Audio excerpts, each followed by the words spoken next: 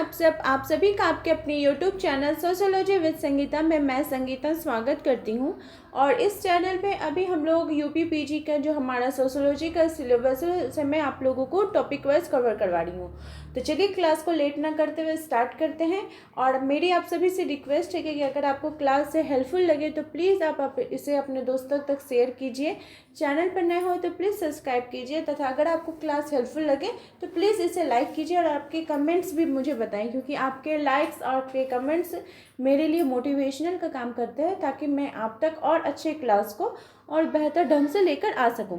तो देखिए, हम लोग जो टॉपिक कवर कर रहे थे जिसके अंतर्गत हमारा जो यूपी पीजी का सिलेबस है उसका अगर आप यूनिट 6 देखिएगा तो उसमें हम लोगों को समाजशास्त्रीय सिद्धांतों की अद्यतन प्रवृत्तियों के संदर्भ में देखना होगा। तो हम लोग एक एक करके सारे टॉपिक को कवर किए। हम लोगों ने प्रकार्यवाद को देखा, संरचनावाद को देखा। अगर आप लोगों को वो वीडियो देखनी है तो आप लोग जाकर उसे प्लेलिस्ट में चेक कर सकते हैं। आज का जो हमारा टॉपिक है वो है नव प्रकार्यवाद। ये प्रकार्यवाद से थोड़ा मिलता जुलता है। नव प्रकार्यवाद जिसे कि न्यू फंक्शनलिज्म बोला जाता है, तो ये कब आई थी और किनके द्वारा लाया गया था, इसके संदर्भ में हम लोगों को देखना होगा। तो देखिए, यूपी पीजी का जो हमारा सोशियोलॉजी का सिलेबस है उसमें नव प्रकार्यवाद के संदर्भ में आपसे डायरेक्ट नहीं पूछा गया है, लेकिन इनके जो थिंकर्स हैं उससे रिलेटेड क्वेश्चंस जो हैं वो एग्जाम में हमेशा ही आते रहे हैं। तो इसलिए ये टॉपिक हम जानना बहुत ही ज़्यादा इम्पॉर्टेंट हो जाता है।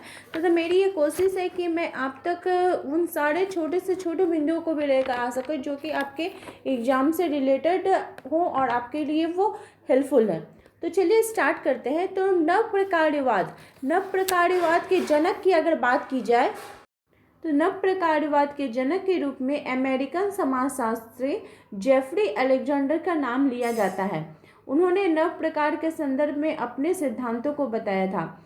लेकिन अगर वास्तव में बात की जाए तो नव प्रकार्यवाद का जन्म जर्मनी में हुआ था, जब निकोलस ल्यूहमैन जी ने पार्सन्स के जो उनका जो प्रकार्यवादी सिद्धांत था उसको उन्होंने अस्वीकार कर दिया।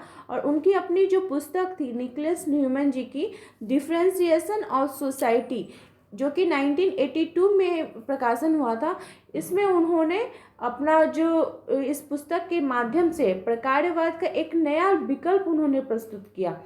फिर उनके इस सिद्धांत को विधिवत घोषणा की गई जेफरी अलेक्जेंडर जी के द्वारा, उन्हें जिन्हें नव प्रकार्यवाद का जनक माना जाता है। इनकी पुस्तक बहुत ही इम्पॉर्टेंट पुस्तक है जो कि 1985 में आई थी, न्यू फंक्शनलिज्म। इसमें उन्होंने नव प्रकार्यवाद के संदर्भ में बताया था। तो देखिए, नव प्रकार्यवाद आखिर होता क्या है। तो नव प्रकार्यवाद एक स्वतंत्र एवं बहुलवादी उपागम है, ठीक है, जो कि क्रिया और व्यवस्था दोनों पर समान रूप से ध्यान केंद्रित करता है। हमें देखिए इस लाइन को, ये जो समाजशास्त्री जेफरी अलेक्जेंडर जी की जो सिद्धांत दिया गया उसको समझना इम्पॉर्टेंट हो जाता है। कैसे कि सबसे पहले प्रकार्य का क्या होता है। प्रकार्य जो होता है वो संपूर्ण में योगदान देने की बात करता है, अर्थात जो संपूर्ण है, संपूर्ण यानी जो हमारा समाज है, समाज के अंतर्गत ही इसकी जो विभिन्न इकाइयां हैं, जैसे परिवार हो गया, विवाह हो गया, धर्म, नातेदारी, राजनीति, तो ये सभी चीज़ें हैं जो संपूर्ण को यानी समाज को किस प्रकार से अपना योगदान दे रही है, इसका अध्ययन करता है प्रकार्यवाद के अध्ययन में। और जो संरचनावाद होते हैं वे क्या मानते हैं कि जो मनुष्य का जो व्यवहार है और व्यवहार करने का उनका जो संकेत के माध्यम से वे अपने व्यवहार को व्यक्त करते हैं, और उस संपूर्ण के साथ यानी समाज के साथ और मनुष्य के साथ जो अंतर संबंध है उसके संबंधों का अध्ययन करता है। इसके अंतर्गत भी आपका विवाह, परिवार, ये धर्म, रीति रिवाज, ये सभी चीज़ें आ जाएंगी। लेकिन जो नव प्रकार्यवाद है वो क्या अध्ययन कर रहा है, वो एक स्वतंत्र एवं बहुलवादी उपागम है जो कि क्रिया यानी कि व्यक्ति जो समाज के अंतर्गत रह रहा है, समाज की इकाइयाँ क्या है, परिवार, विवाह, और उस परिवार में कौन है इम्पोर्टेंट, तो व्यक्ति हैं। पहले क्या था कि जो प्रकारवादी थे या फिर जो संरचनावादी थे वो व्यक्ति को इम्पोर्टेंट नहीं मानते थे, वो सिर्फ उसकी जो संरचना है जैसे परिवार हो गए, धर्म हो गए, नातेदारी, उनको ही इम्पोर्टेंट मानते थे कि उसके अंतर्गत कोई व्यक्ति अगर कुछ गलत काम कर भी रहा है या उसका समाज में उस प्रकार से अपना वो इम्पोर्टेंटशिप नहीं दिखाता है तो उसका कोई वैल्यू फिर भी नहीं था। लेकिन जो नव प्रकारवादी हैं वो वो बोलते हैं कि जो इस समाज के अंतर्गत रह के उस संपूर्णता को, जो इकाई जो है वो अपना हेल्प प्रोवाइड कर रही है, जो या फिर जो क्रिया कर रही है, जैसे व्यक्ति हो गए तो वो इम्पोर्टेंट हो जाएगा, और कौन इम्पोर्टेंट हो जाएगा, समाज इम्पोर्टेंट हो गए। इन दोनों को समान रूप से ध्यान केंद्रित करना है, हमें व्यक्ति को भी देखना है, हमें समाज को भी देखना है। तो जब हम इसमें समान रूप से ध्यान देते हैं तो वो जो एक सिद्धांत निकल के आया उसे क्या कहा गया, नव प्रकारवाद कहा गया। जो प्रकारवादी थे वो क्या करते थे, वो व्यक्तिवादिता का विरोध करते थे। प्रकारवादी सिद्धांतकारों के अंतर्गत आपके इमानुएल दुर्खैम जी आ जाएंगे। तो वो क्या करते थे, वो सिर्फ परिवार को, विवाह को, नातेदारी को इम्पोर्टेंट, वो व्यक्ति को इम्पोर्टेंस सिर्फ नहीं देते थे।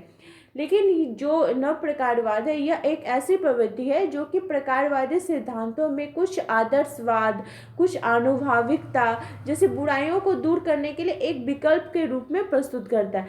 जैसे मान लीजिए, देखिए, जो नव प्रकारवादी थे वे मानते थे कि ये जो समाज है, समाज के अंतर्गत रह के जो मनुष्य अंतःक्रिया कर रहा है तो उसकी जो पूर्व आवश्यकताएं हैं, पूर्व आवश्यकताएं मतलब हो गया जो प्रकार्यात्मक पूर्व आवश्यकताएं हो गई। जैसे कि ये जो सिद्धांत ये किनके द्वारा दिया गया था, तो ये पार्सन्स महोदय जी के द्वारा ये दिया गया था एजिल मॉडल के रूप में। एजिल मतलब आपका हो गया एडोप्टेशन, गोल, इंटीग्रेशन, लेटेंसी।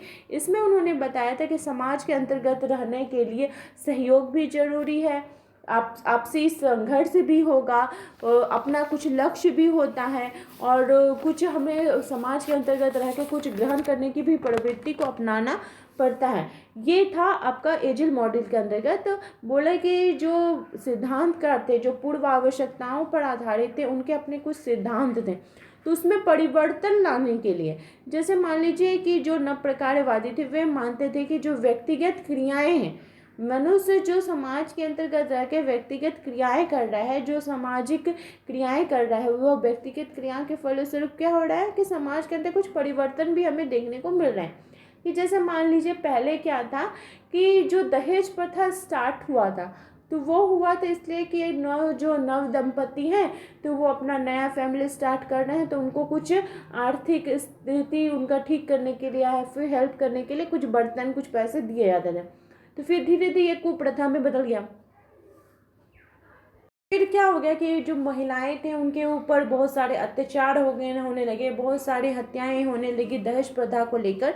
तो देखा गया कि इसको चेंज करना पड़ेगा, दहेज लेना हमें बंद करना पड़ेगा। तो जब तक कोई व्यक्ति उसको नहीं स्टार्ट करेगा तो समाज उसको कैसे स्टार्ट करेगा।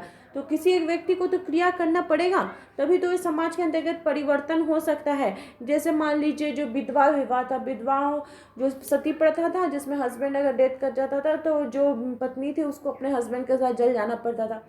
फिर इस प्रथा को कोई तो सामने आए जिन्होंने समाज के विरुद्ध जाकर इस प्रथा के विरुद्ध उन्होंने कार्य किया।